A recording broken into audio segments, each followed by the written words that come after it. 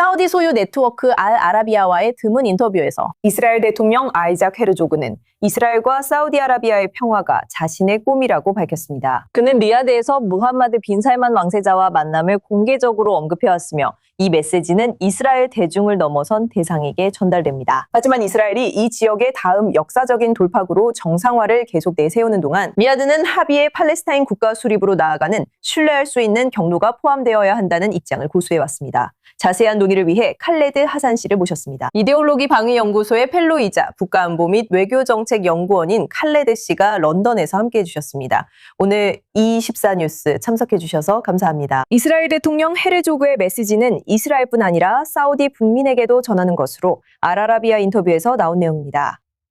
하지만 사우디 국민들이 이스라엘 대통령의 이런 메시지를 들을 준비와 의향이 있을까요? 초대해 주셔서 감사합니다. 먼저 말씀드리고 싶은 것은 이번 인터뷰는 사실상 왕세자와 그의 최측근들이 주도한 것이었다는 점입니다. 그리고 이것은 한 가지 주요 목적을 위한 것이었는데 바로 네타냐후 총리를 약화시키기 위한 것입니다. 이것이 이 모든 것의 진짜 의도입니다. 우리는 기본적으로 여러분이 핵심 사안들에 대해 타협과 양보를 해준다면 우리가 평화에 열려 있다는 것을 보여주고 싶었던 것입니다. 이 인터뷰는 사실 사우디 측에서 유출된 정보 이후에 나온 것으로 그들은 관계 정상화에 기꺼이 나설 의향이 있다고 했습니다. 만약 네타냐후 총리의 정부, 그의 연정이 네타냐후와 연정이 물러나고 다른 인물이 대체되며 이스라엘이 요르단강 서안과 유대 사마리아 지역에 정착촌을 건설하지 않겠다고 약속하면 기본적으로 그런 조건입니다. 만약 사우디 지도부가 이미 절대관계 정상화를 하지 않기로 결정했다면 왜 그 가능성을 계속 남겨두는 걸까요?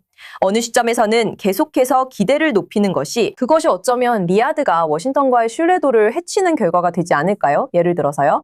질문은 왜 그들이 그렇게 하지 않겠냐는 겁니다. 왜냐하면 그들은 정상화의 가능성만 내비쳐도 그들은 자신들이 원하는 것을 얻을 수 있기 때문입니다. 그들은 미국이나 이스라엘 그리고 지역 내 다른 국가들과 협상할 때 정상화의 가능성을 내세웁니다. 그래서 그들은 이스라엘이나 미국에 압박할 때마다 조건을 들어주면 정상화를 고려할 수 있다고 말합니다. 그들이 정상화에 진지하지 않은 주된 이유가 있습니다. 현재 아랍에미리트와 사우디아라비아 사이에 갈등이 있습니다. 사우디아라비아는 아랍에미리트를 정당하지 않다고 비난하고 공격하며 기본적으로 무슬림 공동체를 분열시키고 시온주의 로비에 의해 거의 통제되고 있다고 비난하고 있습니다. 그리고 이 모든 것은 아브라함 협정 때문입니다. 그래서 사우디아라비아는 아브라함 협정이 기본적으로 정당하지 않다고 말하고 있습니다. 그래서 그들은 절대 아브라함 협정에 가입하지 않을 것입니다. 당신의 의견으로는 리야드가 이 상황을 바꾸고 정상화라는 아이디어를 진지하게 고려하고 있다는 것을 실제로 보여주기 위해서는 무엇을 해야 할까요? 아무것도 없습니다. 만약 그들에게 준다면 제 말은 한 가지가 있을 수 있습니다. 만약 당신이 그들에게 무슬림 세계에서 그 누구에게도 주지 않았던 외교적 성과를 준다면 그것은 바로 팔레스타인 국가입니다. 그들은 이스라엘이 유대와 사마리아 전역에서 철수하는 것을 직접 봐야 합니다. 그리고 그들은 이스라엘이 1967년 북경선까지 후퇴해야 한다고 말합니다.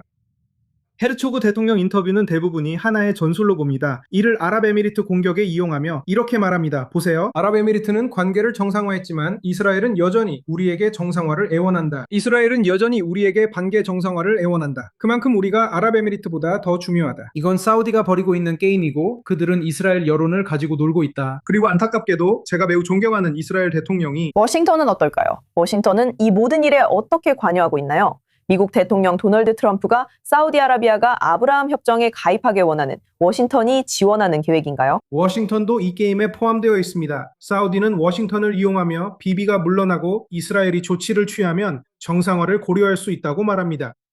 그래서 미국은 이스라엘을 압박하고 이스라엘 총리에게도 압박을 가합니다. 그리고 우리는 이것을 부통령 제이디 벤스의 연설과 그의 발언에서 볼 수 있었습니다.